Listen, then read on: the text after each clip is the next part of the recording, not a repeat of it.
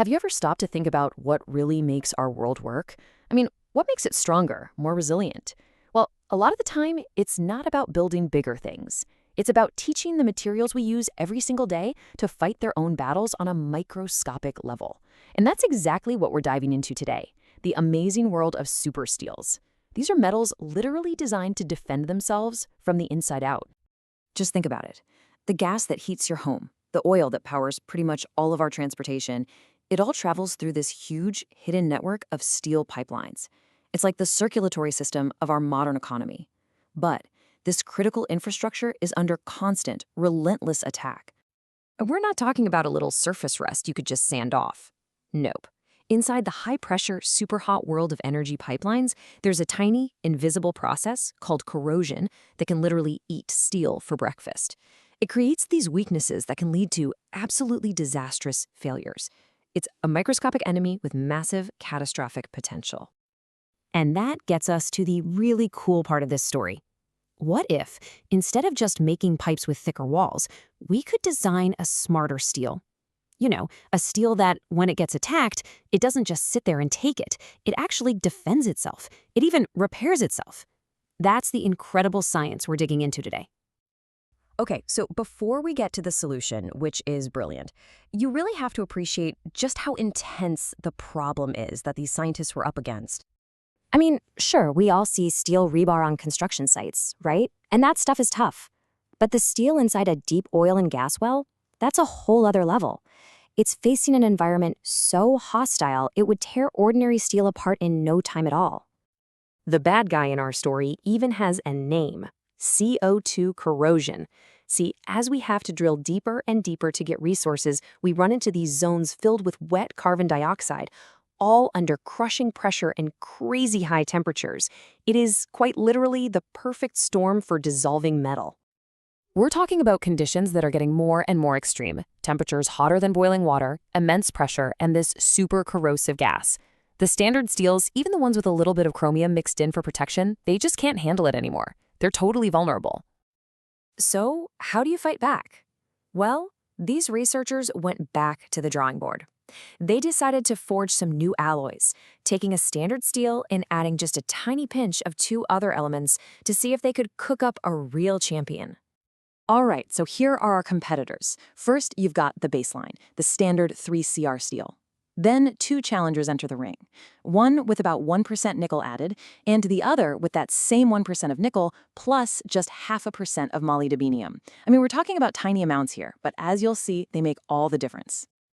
Now, to see who was toughest, the scientists basically created a pressure cooker from hell. They took perfectly polished samples of each steel, dunked them in a hot, corrosive soup, pumped it full of high-pressure CO2, and then cranked the heat up to 180 degrees Celsius for a whole week.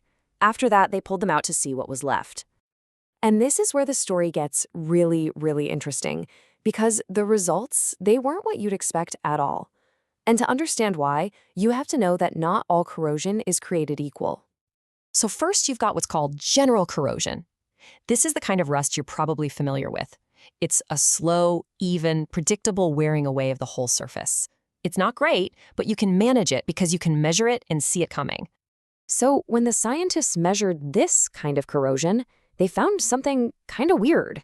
After the full 168 hours, all three steels performed about the same.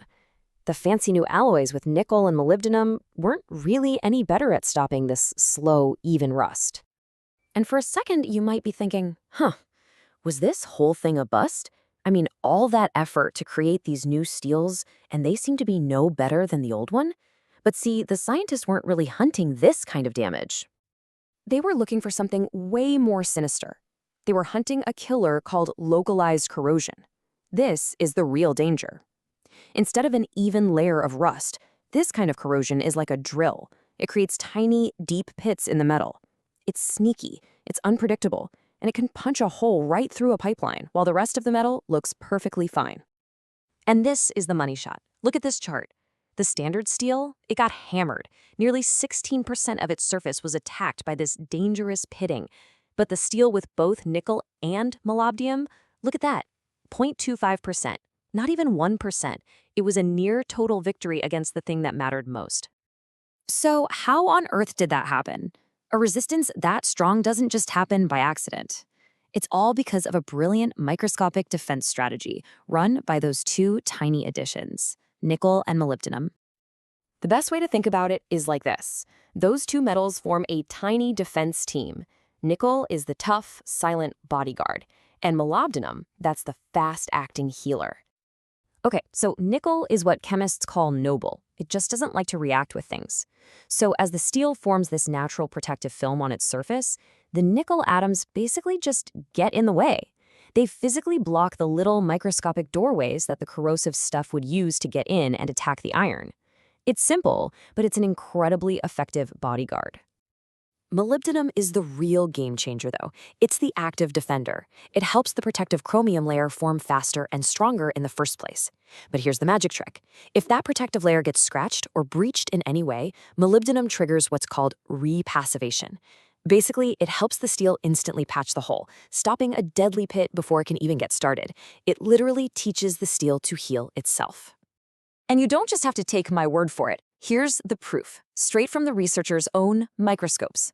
On the left, you see the protective film on the standard steel. It's cracked and damaged. But on the right, on our new super steel, the film is dense, smooth, and perfect. That right there is the bodyguard and the healer doing their jobs. So a few atoms of nickel and molybdenum work together to create this impenetrable, self-healing shield.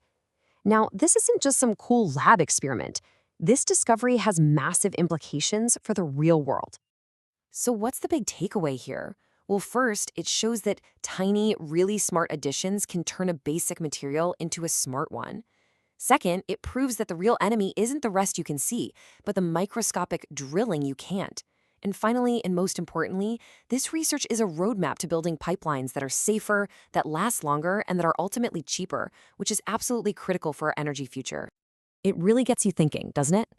By understanding and really manipulating materials down at the atomic level, we're not just stopping a little rust, we're building a fundamentally stronger foundation for our entire world. It makes you wonder, what other huge problems could we solve not by building bigger, but by thinking smaller?